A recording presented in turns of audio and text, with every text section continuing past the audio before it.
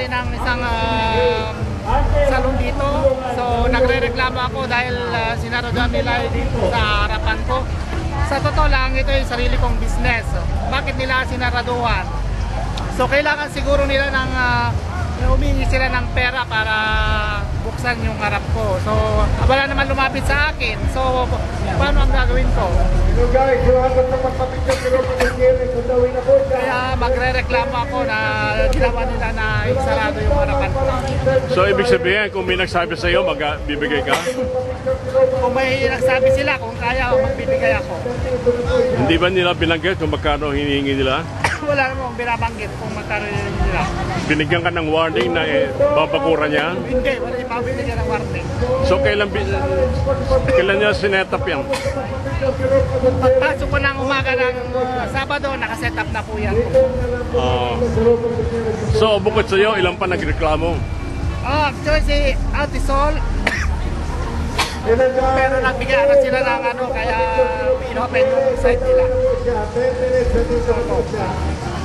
So last year, hinihingan din kayo? Last year hindi po.